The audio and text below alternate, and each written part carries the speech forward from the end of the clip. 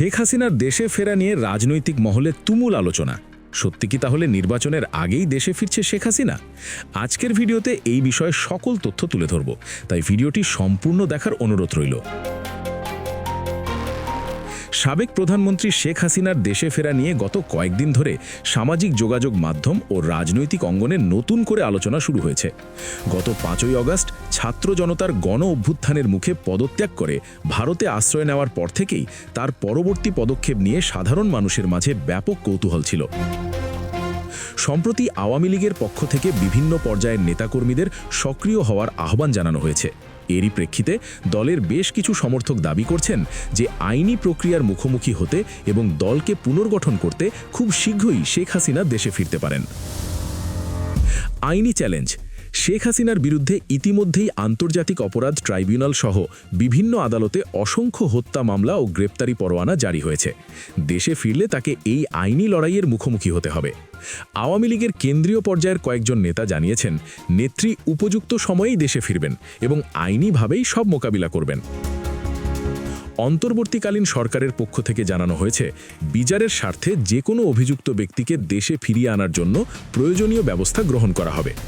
রাজনীতিতে শেষ কথা বলে কিছু নেই, তবে শেখ হাসিনার ফেরা নির্ভর করছে বর্তমান পরিস্থিতির নিরাপত্তা ও আইনি জটিলতা নিরসনের উপর। সাধারণ মানুষের মধ্যে এই খবর নিয়ে মিশ্র প্রতিক্রিয়া দেখা গেছে। একদল মনে করছেন বিচারের মুখোমুখি হওয়ার জন্য তার ফেরা জরুরি, আবার অন্য পক্ষ মনে করছেন এতে রাজনৈতিক অস্থিরতা বৃদ্ধি পেতে পারে।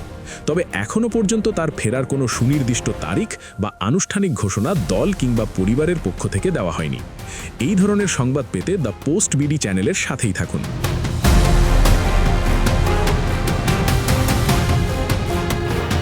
5ই আগস্টের পরে আওয়ামী লীগের নাম শুনলেই মনে হইতো যে তাদের ভিতরে জ্বালা উঠে গেছে। যদি একটা রিক্সাওয়ালাই, আপনি গতকালকের ঘটনা, এই প্রেস ক্লাবের সামনে একটা রিক্সাওয়ালা আওয়ামী লীগের কথা বলেছে, তাকে এখান থেকে কলার ধরে টেনে হিসেবে নিয়ে যাওয়া হয়েছে।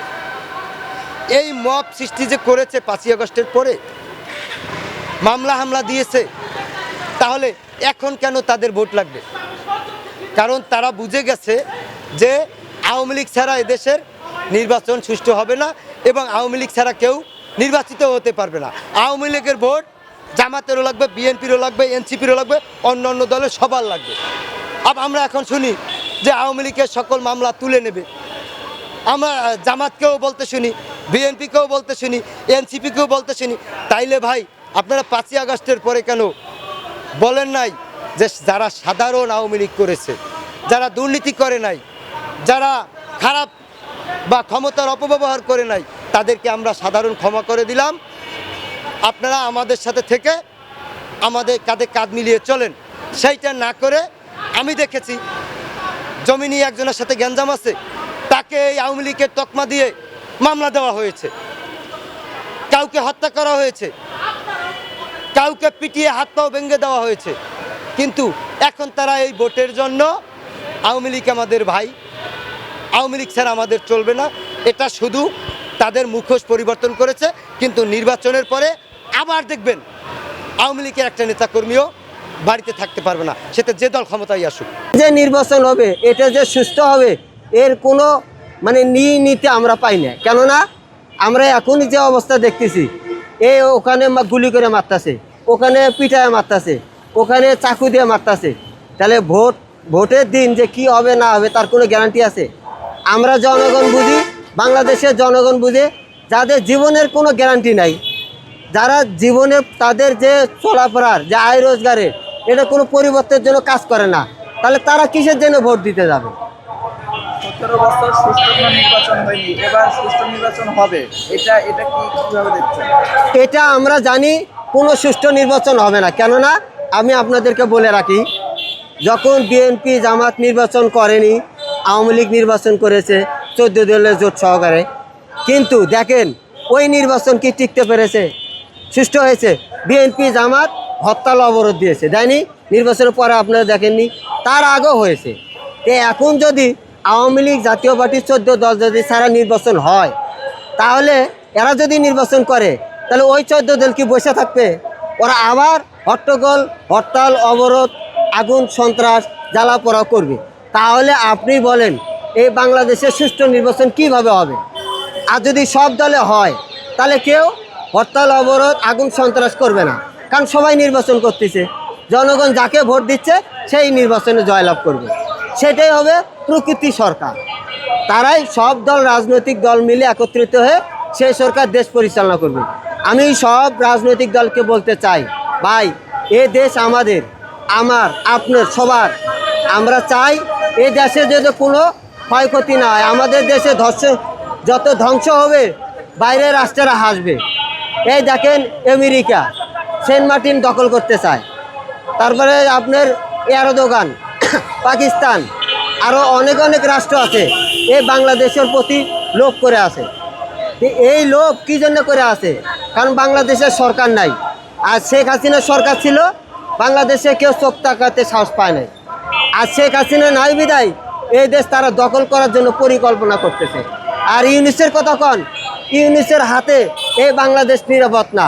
এই বাংলাদেশ কোথাও না কোথাও বিক্রি করে দিবে।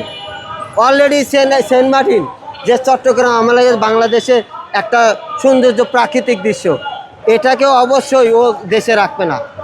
ও চাচ্ছে বাংলাদেশে একটা যুদ্ধ লাগে দেয়। যেমন ওই যে জো বাইডেন ছিল, যখন বারাক ওবামা ছিল তখন কোনো রাষ্ট্রে যুদ্ধ ছিল? জো বাইডেন আসার পর এই যে ইউক্রেন রাশিয়া যুদ্ধ লাগিয়ে দিয়ে গেছে, তারপরে ফিলিস্তিন ইসরায়েল লাগিয়ে দিয়ে গেছে, এখন এই যে পাকিস্তান আবার বাংলাদেশ এখন আবার বন্ধুত্ব শুরু করে দিচ্ছে ইউনুসে। আর পাকিস্তান তো দেশদ্রোহী, দেশের রাজাকার। ওরা দেশের কি ভালো করেছে? হ্যাঁ, ওরা দেশের ক্ষতি ছাড়া ভালো করেনি। এই জামাতে ইসলামের সেটাই, এরা দেশের ক্ষতি ছাড়া ভালো করবে না। আর ইউনুস হচ্ছে রাজাকার, ইউনুস হচ্ছে জামাত শিবিরের লোক। এই কখনো এই বাংলাদেশে ভালো চায় না। শেখ হাসিনা আলেমদেরকে অনেক অত্যাচার করছে, গ্রেপ্তার করছে, তাদেরকে মাহফিল করার জন্য বাধা দিয়েছে। আপনি এটা যদি এখন কোরআনের অধীনে যান, আমি কোরআনের অধীনে বলি, এখন বিএনপি জামাত এরা যে মাহফিল করবে, কোরআনে মাহফিল করবে, মাহফিল করা ভালো কথা, কিন্তু ওরা যদি কোনো কোরআন, আমি ডক্টর শফিকুর রহমানের সাথে কোরআন নিয়ে বসবো, যদি কোরআনে দেখাতে পারে যে কোনো কোরআনের কথা আয়াত প্রচার করার সময় কোনো রাজনৈতিক দল বা যদি কোনো ব্যক্তিত্ব যদি সেখানে সংযোগ করা হয়, এই কোরআনে যদি দেখাতে পারে, তাহলে আমি ধরে নেব যে উনি মহান। কোরআনে আল্লাহ তাআলা বলেছে যে আমি আদমকে সৃষ্টি করেছি, আদমকে সৃষ্টি করার পর এই পৃথিবী সৃষ্টি করেছি। এই পৃথিবী আকাশ মাটি ছিল একত্রিত। আদমকে সৃষ্টি করার পর আমি পৃথিবী বানাই, আকাশকে দেই উপরে, মাটিকে দেই নিচে। আমার আয়াতকে, আমার এই কোরআনের আয়াতকে কেউ স্বল্প মূল্যে বিক্রি করো না। কিন্তু এরা কোরআনের কথা বলে বিভিন্ন হাদিস তৈরি করে, এরা বই তৈরি করে, ফাজায়েল হাদিস, ফাজায়েল বই, তিরজিমি, এই অন্য বই হাদিস তৈরি করে তারা ব্যবসা করে। আপনারা খেয়াল করেন, অন্য জায়গায় যে মাহফিল করে, বক্তব্য দেয়, এরা 10 মিনিট একটা আয়াত বলে, 5টা আয়াত বলে, আর